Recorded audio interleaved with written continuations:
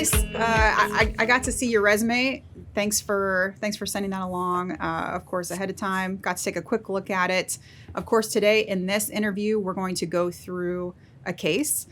Before we jump into that, would love it here off the bat if you could just tell me a little bit about yourself. Well, again, my name is Morais Brown. I'm a fifth year graduate student at Albert Einstein in the Bronx, New York. I study enzymes. I have an upcoming meeting to decide whether I can start writing my dissertation, so I'm wrapping up right now. And I kind of want to go from the bench to a more management, business-oriented career trajectory. So that brings me here, and hopefully it takes me somewhere successful. Yeah, absolutely. So if you had to guess today, when do you think you're going to be done with that degree? I'm ballparking. I have a meeting next week. Sure. They give you six. They give you 6 months after the go ahead to write your dissertation. So I'm ballparking around October or August, between August and December, maybe. But there's always sometimes there's curveballs in the process that will push you over to the next year. But Oh, but I you're think saying this year. Yeah. But you never know. Right. Sure. Yeah. Okay. All right. Okay. Well, we're going to shift over into our case, and it's excited to see what you think about this problem. You ready to go? Yep. Okay. All right, Morais, let me tell you a little bit about your client today. So your client is a major retailer. They're thinking about expanding a new retail concept into the United States. 2 years ago, this client noticed that in Mexico, shopping is a family affair. Entire families travel to the stores together. And that there's various stores in Mexico that cater to these customers by providing different activities, music, and activities geared towards children, as if it were an entertainment center. So our client, they copied the concept and they invested in a major clothing store in southern Texas, also expanding it in terms of being an entertainment center as well, targeted at the Mexican-American population. They added and included extras such as hot Mexican food and provided live music as well. The initial sales from this pilot store are at acceptable levels. However, few Mexican Americans have been shopping there, and when they do, the data shows that they're only buying highly discounted items. In fact, many Mexican Americans in the area still prefer to buy clothes and items in local discount stores. The client wants to expand the stores across the entire southwestern U.S., but wants us to analyze this approach and gather some guidance on how to undertake this.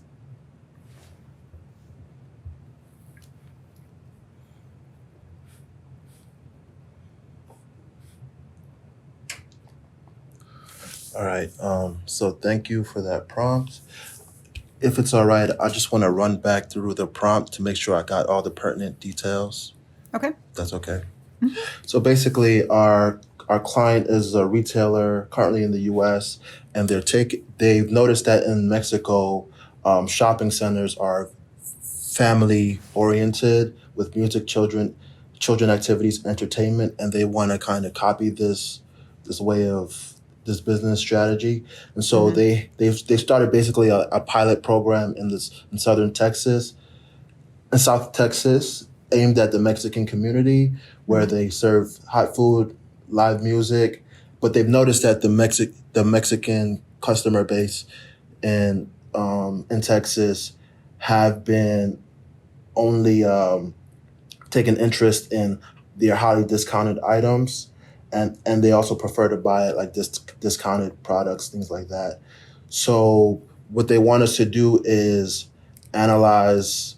Their goal is to expand throughout the U.S., and they want us to analyze this situation in Texas and provide some recommendations for how they should approach their countrywide strategy. That fair? Yep, they're targeting the southwestern U.S. Yep, but Yes. Okay. I'm with you on the rest that you recapped there. All right.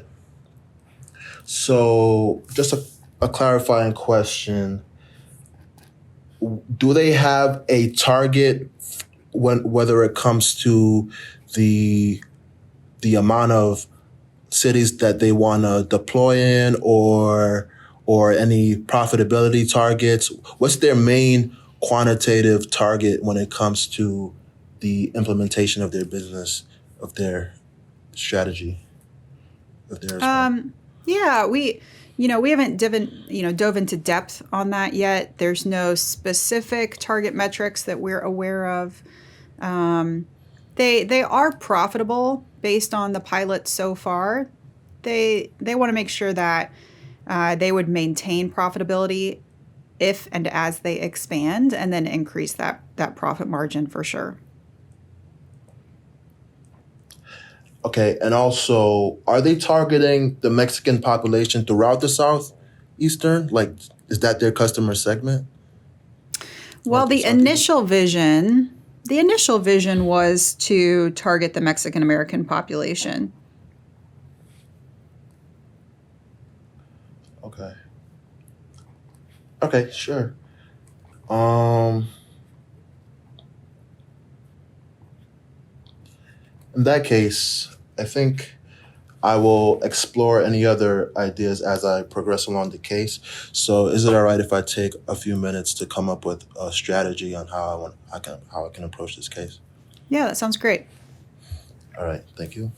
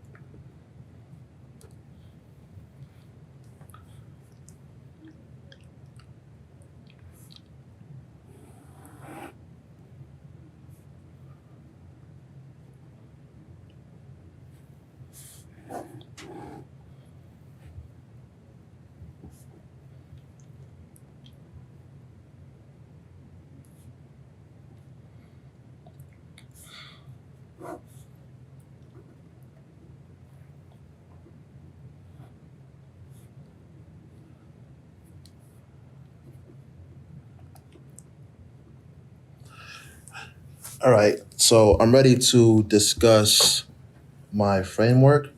So I have in some cases it's three-tiered, in some levels it's two-tiered. So, but the things because we're considering expanding into the southwestern United States. I want to look at some different modes of expansion, broken down into inorganic and organic ways of expansion. Organic has to deal with what we can do within our own company, and inorganic help we could get. So inorganic means include possibly partnering with already established companies or chains throughout the southwestern United States who already have a strategic methodology in these areas that we don't currently have, partnership or some type of joint venture strategy. So that's the inorganic way.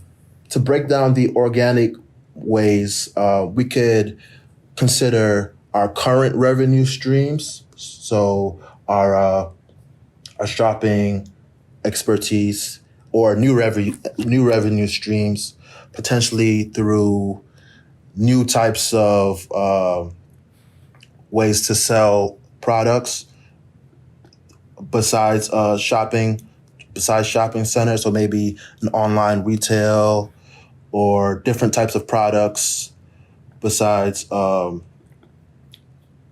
you would potentially get at a shopping center, or services. And that would be new revenue streams. Within our current revenue streams, now we can look at basically what the things we've noticed in our pilot population inside Texas. So we know that our customers are very price sensitive. So I'm foreseeing some type of demand curve eventually, but we want to knock down price, look at different types of pricing strategies. So competitive pricing, we know that they are sensitive to prices. So analyzing regional competitors, the way they price, and having a competitive pricing strategy, or if not a competitive pricing strategy, we could analyze a cost-based pricing strategy where we target a certain margin after our costs of production, and then besides the pricing component of our current revenue stream, we could look at a quantity-based component. So we know that this certain customer segment has price sensitivity, which limits our potential revenue growth. So we might be able to look into new customer bases. We might be able to lower prices, and hopefully that generates more quantity. We might look into better marketing strategies to entice them, help them to see more value in what we have to offer, so that they're willing to spend more. We could look into possibly better distribution channels. Maybe the subpopulation, we're not optimizing the way we bring attention to our services. Or we could just make better products, have better attractions. Maybe they don't consider the value they get from our products to be worth what our products currently are. So increasing the value of our products might convince them to buy a more expensive product. So this is how I want to break down the problem. And I guess a question that I have for you is, do you have any recommendations on an approach you should take, or do you want me to recommend one? I'd like to hear your recommendation on what you think is most important, or where you would like to start. All right. So because one you highlighted in the prompt that our base is very price sensitive and they prefer discount pricing, I think it's best to first look at maybe the price sensitivity of our customer base, maybe a price demand analysis, if that information is available.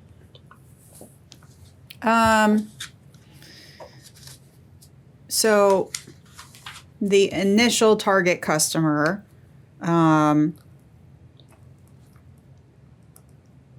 thought that they were designing this type of center to target the Mexican-American customer.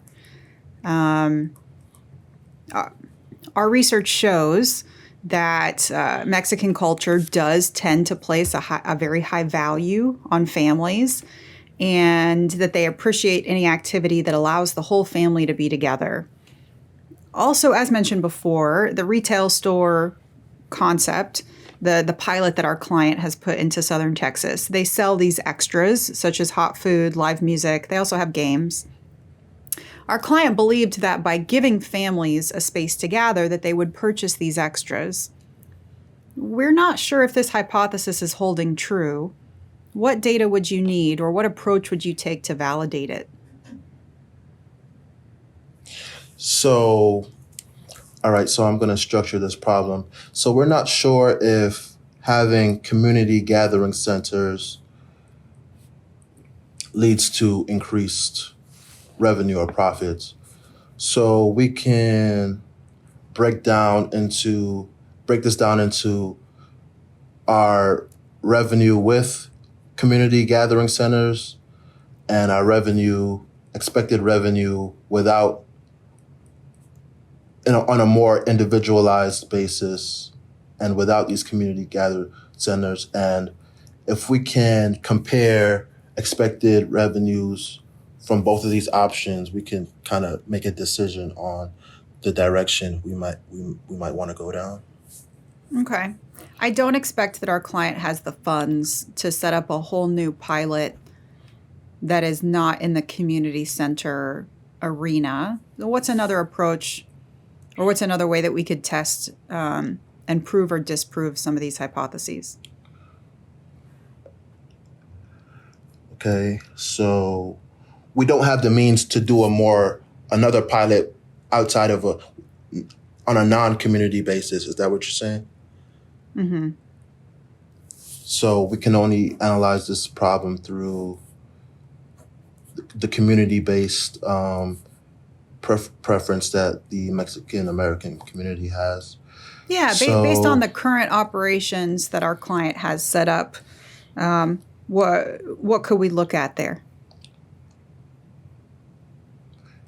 So we could break this down into the types of attractions that we have to offer and see which attractions generate more interest, and based on that, concentrate on. So you said we have music, food, and activities. So if we could break down the revenue profit that each of these segments generate, we have something that we could focus on and possibly expand this throughout the southwestern U.S. Okay, so you would want to take a look at perhaps sales data as it relates to the different offerings that this business, is giving. What else might you want to look at? Okay, so we could look at different offerings. One idea that I have that may not be relevant but I'm going to throw it out there, is to look at a different customer segment besides the Mexican American community in this space. Yeah, tell me a little bit more about that. So we could look at the Native American population, Asian, African American, white population, and there might be either we could add them to our customer base, or if our resources are limited, replace our customer base if we can expect more value from another demographic. Yeah. So our client originally thought that if they designed this type of business, that it would attract the Mexican American consumer. As it turns out, from this pilot concept so far, it has not really been attracting very many Mexican Americans. It's been attracting customers with large disposable incomes who are generally middle class or upper middle class white consumers. These consumers are largely buying Mexican souvenir items, and they enjoy the fun atmosphere and the music. The Mexican Americans living near the store seem to only be shopping there if there's some special item that's highly discounted and not available in other local discount stores. The Mexican American segment has not been bringing their families to the center, and they've not been paying for the family activities, games, or food. The Mexican American consumers that have come to this business are generally from lower to middle income brackets and have little disposable income. Given this new information, what suggestions would you have for the client? All right. Thank you for the information. So I could break this down into two areas of approach. Mm-hmm. One, we could target either one demographic, or two, we could target both demographics. Mm-hmm. So if we look at targeting one demographic, we could look at the Mexican community, or we could look at the white population. And if we break down the Mexican community, since we know they're price sensitive, we could look at getting them to buy a higher quantity of low priced items in order to generate revenue. Of low priced. And if we look at the white upper middle class white population, we could get them to potentially buy more higher priced specialty items and not focus so much on quantity, but maximizing price and try to maximize our revenue that way. Now, if we look at targeting both, we can create a strategy where we provide options that satisfies both demographics and allows them both so low priced and high priced items that target both populations. Which demographic do you think it makes most sense to target? Currently, it makes sense to target the white population, since our current program shows that they're populating our centers more than the Mexican population, and they have a higher willingness to buy higher priced items.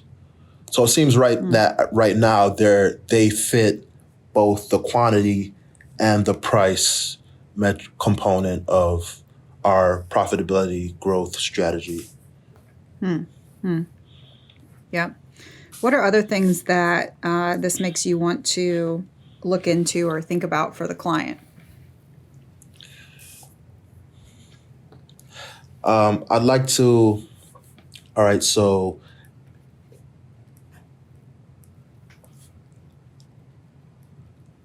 you mean separate from the demographic situation or within the demographic?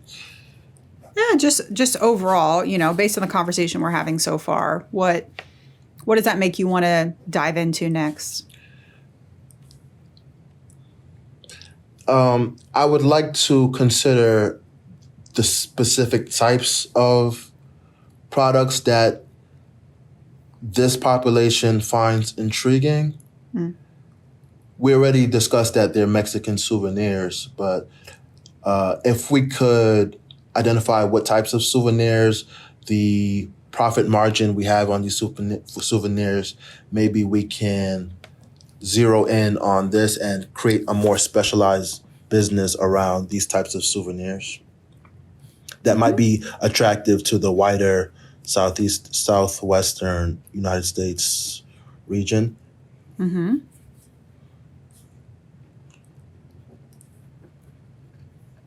What else?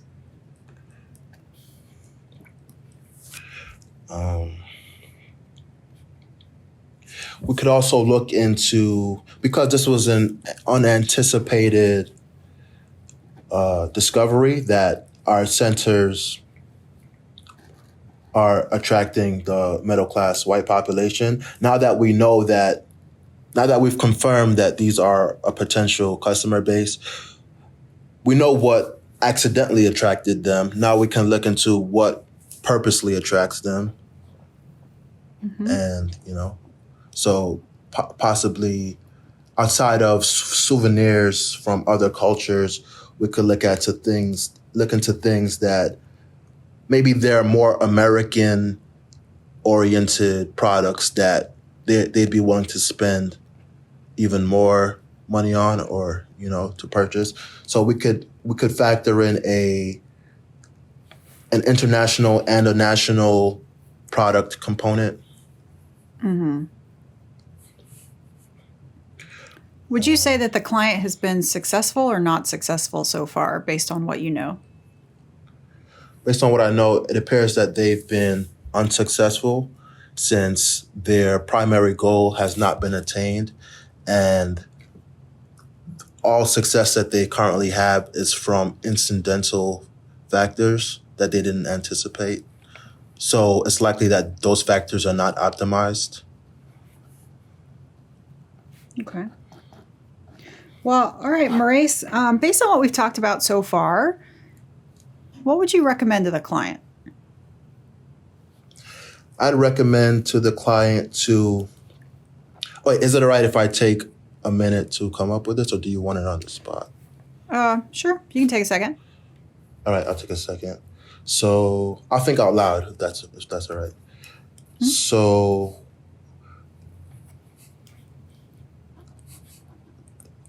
client should focus on middle to higher class white population. Client should continue sales of souvenirs that this population finds attractive. Clients should conduct customer survey of this segment to explore what they find attractive.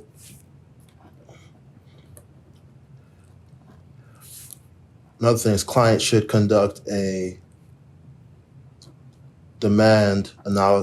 price elasticity analysis to determine the maximum revenue they could obtain at what price level will allow them to generate the maximum revenue.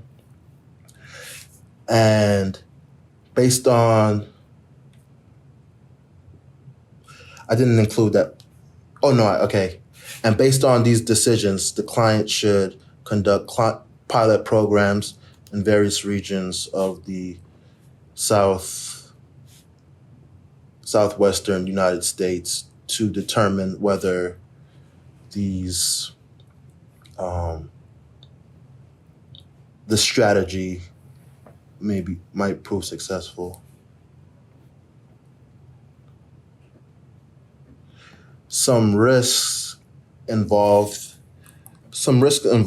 are that the findings that upper middle class white Americans are attracted to souvenirs is a very regional phenomenon, and this might not expand toward the broader southwestern United States, and that different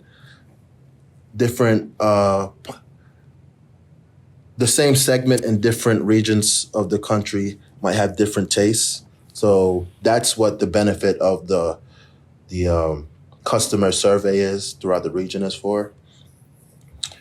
And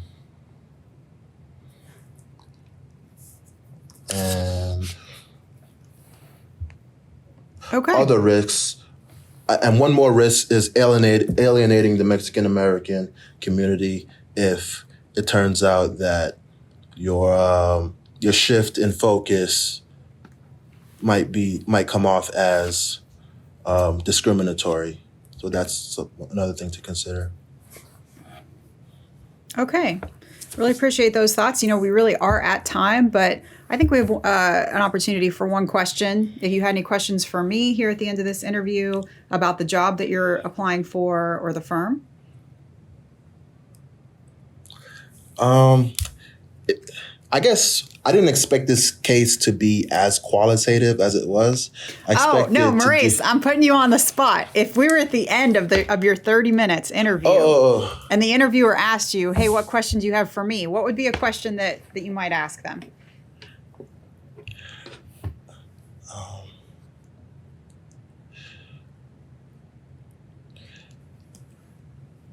I would ask. I don't know. All right. Well, we'll come back to that later. That's okay. Go your first train of thought. How did you feel overall about the case? How did that strike you? I expected something that wasn't conventional. I expected to do some calculations, but it seemed to be mostly qualitative and more of like a structuring type of case. Overall,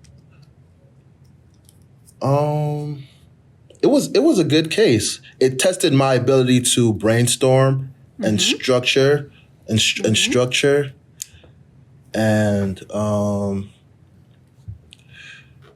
well how do you use feel like you did? 75 out of 100.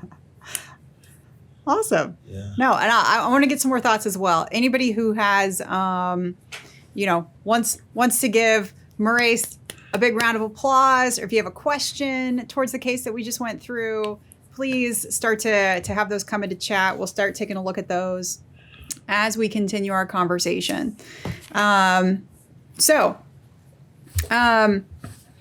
We didn't get, and you're getting a lot of accolades here in chat. So well done. Thanks, Hey, guys. gave you a 30-minute slot, and we took those 30 minutes, right? Now, what would be ideal? This is a 20 to 25-minute case. It gives the opportunity to have a little bit of relationship building and context setting up front in the 30-minute slot. But then at the end, I do, as the interviewer, I want to leave you the opportunity to ask me a question or two at the end. So if any, I may even cut you off at the very end so that you can ask me something. You need to be prepared for those, kind of bookends. And we didn't prepare you for that today, like before you came into this. So you were a good sport and being willing to kind of just jump into that in this simulation. But before you walk into the door for any of these interviews, you want to be prepared for the bookends. And those are just as important as the case that happens in the middle. To start off this conversation, you want to have that 2-minute answer prepared, somewhere between 90 seconds and 2.5 minutes long. Tell me a little bit about yourself, or walk me through your resume, right? It's only one component part to the broader fit interview preparation, but it's the most important answer to have nailed down and to be prepared to pretty consistently repeat that story so that over a short period of time, I can get to know the highlights about who you are, kind of how you've worked through your educational and or professional career up until this point, and what you're looking for next. And so what those on the call didn't fully get to hear, right, is, Morais, I think that, from what I've seen, you come from a heavy STEM background, right? Yeah. And you're in a PhD program right now. Is that right? Yeah. Okay. Yeah. So not fully. And so if we're interviewing you for a first round opportunity for a generalist position, it is very reasonable that you could have one case where we're not going to give you any math, because I feel like from your background and your resume that you may be more adept in that space. If anything, based on, being an advanced degree candidate that's not an MBA, I want to test your business acumen. I want to test what you know, generally speaking, about the business space and the business world and the way that we think about business, the way that you would analyze a particular client or organization, etc. And so this would be a very reasonable first round case for you to get. And you would expect the next 30-minute case that you went into might be really math focused. Maybe you're going to have to analyze some graphs and charts and do some various calculations, et cetera. But you're right. This was a more qualitative case, and really giving you the opportunity to wrap your head around the space, put yourself in the mindset of the client, be able to give. To try and dive into the problem and give recommendations around a particular space. I'm going to do some more feedback. We'll get to questions here in a few minutes. So I don't think it went super well today, right? That's fine. Now, Morais, you do amazing at staying cool, calm, and collected. I think that your opportunity to brainstorm and come up with a lot of ideas, you were able to showcase that as we went through the conversation. There were a couple of places that I feel like that really stood out. But overall, it was not a super great showing today. We started off with a long upfront background prompt, right? We started off with the "tell me about yourself" question, which we weren't prepared for, but you will be the next time around. And then we moved into the case, there were some issues of time management in general as we went through, right? After I give you the background prompt, I want you to have that synthesized, filtered recap. You can be punchy and bullet pointed in the way that you repeat the core information back to me, but you don't have to recap the entire storyline back. So your recap today was about 1 minute and 20 seconds long. And absolutely that should be less than 1 minute, and we should try and get that as close to 30 seconds as possible. This was a longer prompt, but there was the opportunity to probably cut that recap in half. The questions that you asked, I thought were pretty good. Are there any specific target metrics that we know of? And then you asked something about kind of the target segment, and I was trying to nudge you in two different directions. Hey, profit matters to our client, and the initial target segment, target demographic for the client was Mexican Americans. So as we went through the conversation, we were able to find, the pilot has been achieving acceptable levels. It would have been a fine opportunity to ask and follow up on that. What are acceptable levels? What does that mean? Or to try and paint the picture of what are we really talking about here? We're talking about a large kind of physical footprint. The client has invested in a large physical center that includes different types of business. And this business model is that we've created this center with different offerings, different services, and there was an expectation and a design that it was going to replicate successful similar models in Mexico and be an all-encompassing kind of family attraction center. As the story went on, it kind of paints the picture. Instead, this has turned into maybe a little bit of a theme park type idea, because what it's been attracting is a middle to higher income white consumer instead of Mexican Americans. Now, does that by itself mean that the client has been unsuccessful? No, in fact, it doesn't. It just, their original design didn't prove out to be, their original hypotheses weren't true, but that doesn't mean that it's a failed business overall. That doesn't mean that they've been unsuccessful. I would have told you that acceptable levels, and I think that we got to this kind of understanding that they were profitable, but maybe not at the levels at which the client would hope to see, or profitable at the level which would allow them to continue to expand across the southwestern U.S. So what would we want to do at this instance? So what would we want to do at this juncture? When we think about the structure, I really want to investigate more about the business model. I want to investigate more about the different offerings and the services that we're utilizing. I want to understand more about the consumers, the target initial consumer of the Mexican American. I want to understand what they've been purchasing, who has been coming to the stores. I want to, explore about other customer segments as well.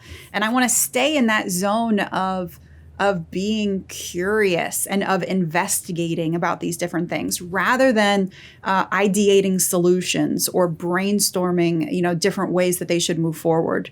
Up front in that structure portion, you want to ask questions. You want to figure out what areas do you want to explore.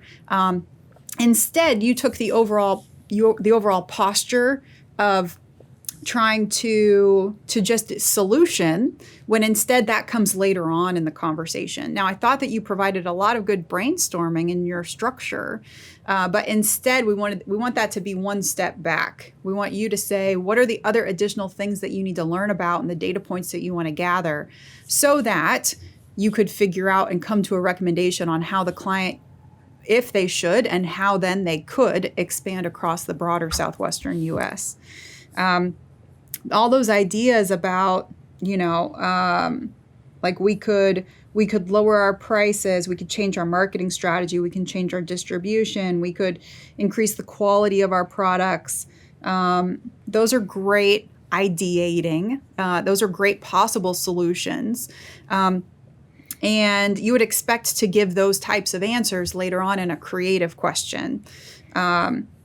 And so, there was a couple of questions then that came after that structure portion where, asked and talked through how would you validate the original hypothesis that the client came into this business model with.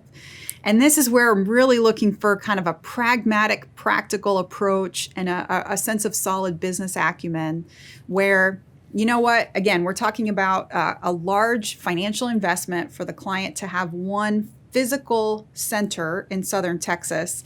They're not going to go build or buy another non-community focused center and then be able to test. It's not really a pragmatic, practical approach to be able to validate this hypothesis.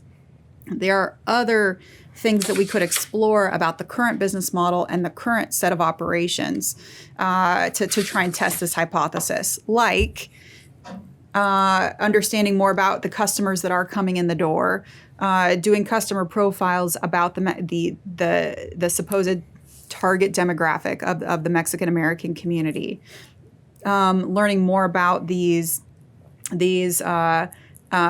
target model in Mexico, doing perhaps a gap analysis and figuring out if there's certain things that we've been doing differently in Southern Texas than the successful model, than what has been seen and what's trying to be replicated in Mexico. Could look at it from a customer standpoint, right, and see whether or not this may actually work and target Mexican Americans, but maybe that need is being fulfilled somewhere else in Southern Texas today, et cetera, right? But kind of breaking down and taking that, it still is. It's a scientific approach. It's like, this was the hypothesis. The hypothesis was, it works over here in Mexico. So if we build it in Southern Texas, it's going to work. It's going to work the same way. It's going to attract the same people, and it's going to be just as profitable. And so, but that hypothesis may not be true. We need to dive in and understand what actually is true today. Who are we attracting? What are they buying? What's the profit of those things? Which I had no quantitative data to give you, but there was a qualitative story there. It's not attracting the Mexican American consumer. It's attracting a different customer segment, a different demographic, and it's not being replicated in the same success as what the client originally saw in Mexico overall. So how do we figure out where we're at currently now, and we figure out how to kind of test that hypothesis, validate it, prove it or disprove it, and move forward. I want to get to some of the other questions here. Let me have a couple other final comments. We went through a brainstorming section then as well, kind of asked about success or not success, which I've already touched on a little bit. Finally, that recommendation section, just want to remind you that that's that last chance to be really clear and directive and structured. Make sure that you end off on a really strong footing. So I don't think that the think out loud strategy is your best approach. Either practice so that you can think out loud while simultaneously being really direct and not forceful, but still very, very crystal clear, direct, and fast on your execution, or take the pause so that then you can be those things. I wasn't sure if you were okay with a pause because I initially had asked if I could have a minute. Then you said I could have a couple seconds. So I thought that was a cue to think out loud or give it to you on the spot. No, it actually was. It wasn't a particular cue at all. Yeah. Just that. 'Cause I thought at 30 minutes sure, was you up. can take a couple seconds there. Yeah. I didn't have my eye on the clock, and it was like, well, we're like 3 minutes till, and I'm like, sure, you can take a second. Okay.